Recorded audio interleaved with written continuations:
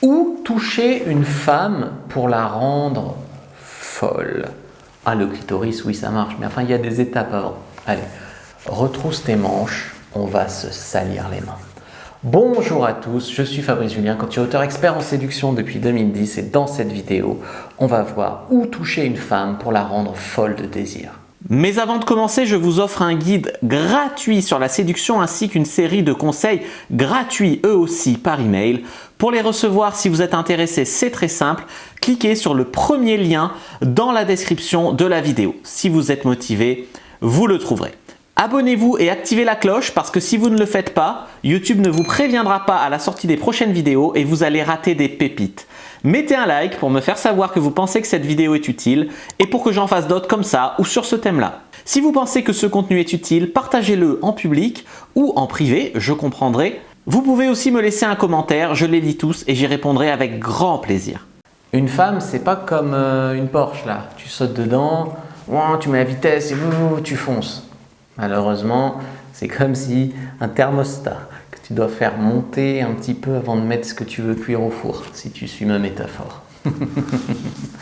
Alors les amis, en 1, c'est le cou. Le cou ici, c'est une zone qui peut vraiment la rendre folle. Donc n'hésitez pas à l'embrasser, n'hésitez pas à la lécher, même à la mordiller. Le cou, c'est une zone où quand elle te la donne, c'est quelque part que c'est une zone de confiance, hein, c'est une zone de vulnérabilité dans le corps humain. Donc le cou, c'est quand même puissant. L'oreille, vous pouvez la toucher avec la langue, avec la bouche, avec également les mains, vous pouvez passer même derrière. Avec les mots, vous pouvez lui dire des mots doux ou du dirty talk. Vous pouvez toucher vraiment le cerveau à travers les oreilles. Donc utilisez ça vraiment, vraiment à bon escient. En 3, c'est le bas du dos.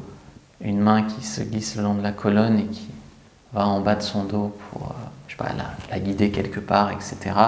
C'est très sexy, mais c'est également très, très, très érogène. La langue, quand vous allez jouer avec, par exemple lors de French Kiss, ça aussi c'est une zone super érogène. Et puis là, on monte vraiment dans les pratiques qui font vraiment monter la température. Donc vous allez vraiment jouer ensemble, vous allez alterner des baisers doux, des baisers sauvages, etc. Et ça va vraiment l'exciter. En 5, c'est la poitrine, les seins, les tétons, tout ça. Je fais des tas de vidéos sur ma chaîne Le Grivois. Vous tapez comment caresser ses seins, Fabrice Julien. Vous allez trouver une vidéo comme ça. En 6, le clitoris. Le clitoris, évidemment, j'ai fait des tas de vidéos sur le cunnilingus aussi. C'est comme si tu imagines une meuf qui commence à te sucer la bite, forcément que ça t'excite et ça te rend fou. Ben là, c'est pareil, quand tu commences à lui lécher son clito, elle a moyen qu'elle perde un petit peu les pédales. Alors bien sûr, il ne s'agit pas de se jeter sur son clito comme ça, mais il s'agit par exemple d'initier, de lui proposer un massage. Au cours de ce massage, tu la déshabilles. Au cours de la déshabiller, ta langue, elle descend, puis elle descend et elle lui fait un cuni. Quand elle lui fait un cuni, elle peut aussi aller sur le point suivant, le point 7, qui va être le point G. C'est-à-dire commencer à aller taper sur son point G comme ça. Et en plus, si tu fais la double stimulation du clito et du point G, tu peux la faire monter très très très vite. Et après, si tu lui fais bien des préliminaires comme ça, je suis sûr qu'après, elle fait tout ce que tu veux au lit. L'étape d'après, c'est de faire finalement le long de sa colonne vertébrale, même le long de ses bras ici, tu peux passer ta langue, surtout si tu es en position massage. Si tu t'es déjà amusé à suivre la colonne vertébrale d'une femme avec ta langue, je suis sûr que tu vas la faire frémir de ouf. Frémir de ouf. Ensuite, il y a les lèvres du bas, évidemment, on l'a vu, on peut toucher les lèvres, hein, tout comme on peut toucher le clito ou le point G. On peut jouer sexuellement avec les lèvres, notamment en passant le long de ses lèvres comme ça. Mais les lèvres du haut également sont très érogènes. Vous pouvez les embrasser, vous pouvez mettre un doigt dans sa bouche, vous pouvez passer votre doigt dessus. Voilà, vous pouvez la tenir un peu plus fermement au niveau de la mâchoire. Vous pouvez faire des tas de trucs sexy. Bien sûr, il ne faut pas être oppressant, il faut toujours être respectueux.